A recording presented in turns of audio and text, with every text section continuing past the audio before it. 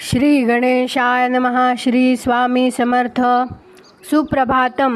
नमस्कार. सिया ऑफिशियलवर आपले सुस्वागतम.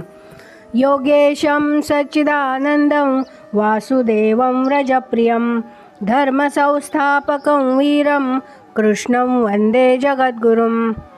आज आपण महाभारतातल्या पहिल्या खंडातल्या आदिपर्वातले द्रौपदी स्वयंवर पर्व आपण आता पुढे वाचायला सुरुवात करूया. वैशंपायन म्हणाले, कानामध्ये कुंडले धारण केलेले आणि इतरही अलंकारांच्या योगे शोभून दिसणारे आणि परस्परावर मात करण्याची ईर्ष्या बाळगणारे ते यौवनाच्या बहारात असलेले आणि आपणच काय ते अस्त्रविद्येमध्ये प्रवीण आणि बलिष्ठ आहोत असा गर्व मिरवणारे सर्व राजे आपापली आयुधे सरसावून उठून उभे राहिले.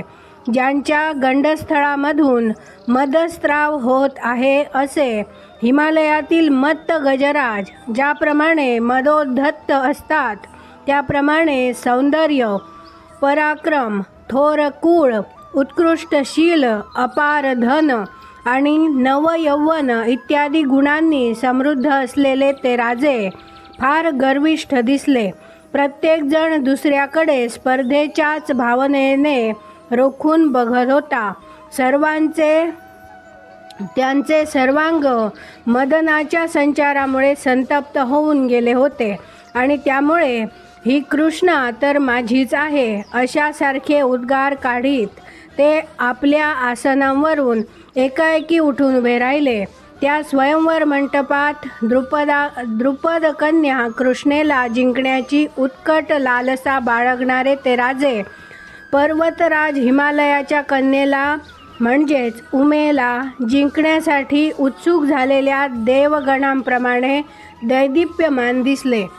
कृष्णेमध्येच ज्यांच्या साऱ्या चित्तवृत्ती केंद्रित झाल्या होत्या आणि मदनाच्या बाणांनी ज्यांची शरीरे विद्ध करून टाकली होती असे ते द्रुपद कन्येची प्राप्ती करून घेण्यासाठी तळमळणारे राजे रंगमंटपात अवतीर्ण झाल्यावर पूर्वी जरी त्यांच्यात मित्रत्वाची भावना होती तरी आता मात्र ते परस्परांचा तीव्र द्वेष करू लागले.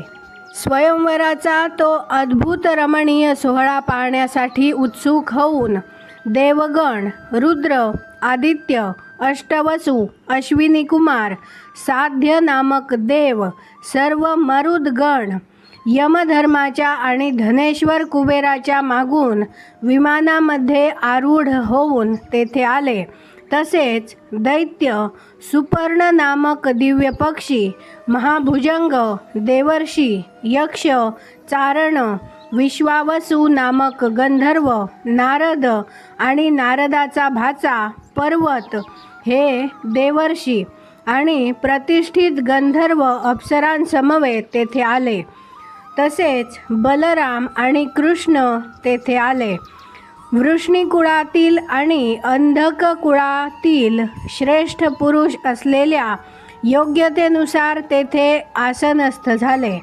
कृष्णाच्या आज्ञेमध्ये असलेले ते श्रेष्ठ यादववीर तो सोहळा पाहू लागले. त्याचवेळी कमलांच्या ताटव्यामध्ये शोभून दिसणाऱ्या गजराजांप्रमाणे अथवा भस्माने आच्छादित असलेल्या अग्नीप्रमाणे भासणाऱ्या व मदोन्मत्त हत्तीप्रमाणे बलशाली असलेल्या त्या 5 पांडवांना यदुवीर कृष्णाने पाहिले आणि तो विचार करू लागला. पांडवांकडे बोट दाखवून हा युधिष्ठिर, हा भीम, हा अर्जुन आणि हे नकुल सहदेव असे कृष्ण बलरामाला म्हणाला. यावर बलरामानेही त्यांच्याकडे हलकेच बघितले आणि संतुष्ट होऊन त्याने कृष्णाकडे साभिप्राय बघितले. इतर वीर आणि राजांचे पुत्र व पौत्र या सर्वांचे नेत्र, त्यांचे चित्त आणि त्यांच्या साऱ्या वृत्ती एका कृष्णेमध्येच केंद्रित झालेल्या होत्या.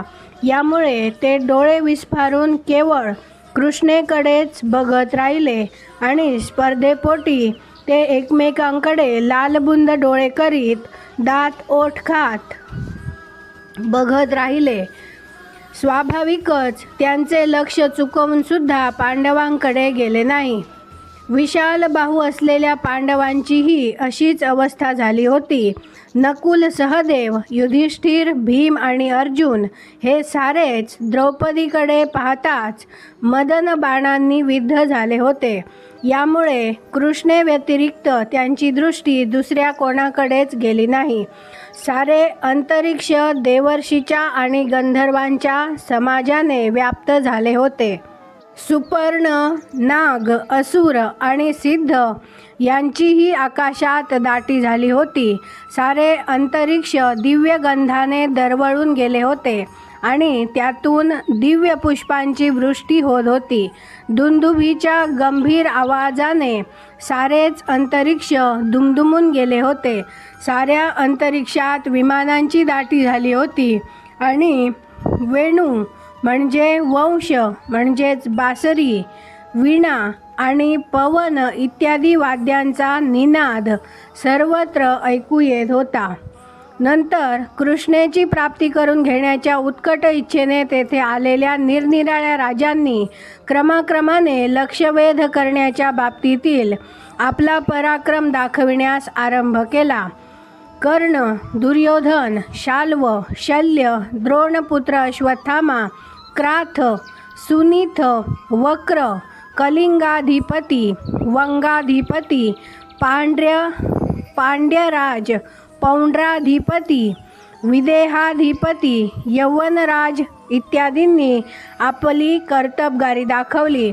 तसेच कमलपत्राप्रमाणे आकर्षक नेत्र असलेल्या किरीट, हार, अंगद म्हणजे बाहुभूषण आणि चक्रवाल इत्यादी भूषणांच्या योगे ज्यांचे देह सुशोभित झाले होते, अशा विशाल बाहू असलेल्या, पराक्रमाने व सामर्थ्याने संपन्न असलेल्या अनेक राजांनी, राजपुत्रांनी आणि राजपौत्रांनी सामर्थ्याच्या भरात व पराक्रमाच्या ताठ्यात गर्जनाही केल्या. आज आपण इथे थांबूया. पुढची कथा आपण उद्या वाचूया. माझ्या सिया ऑफिशियलला सबस्क्राईब केले नसेल तर कृपया आत्ताच सबस्क्राईब करा आणि दररोज महाभारत कथा ऐकण्याचा आनंद अवश्य घ्या.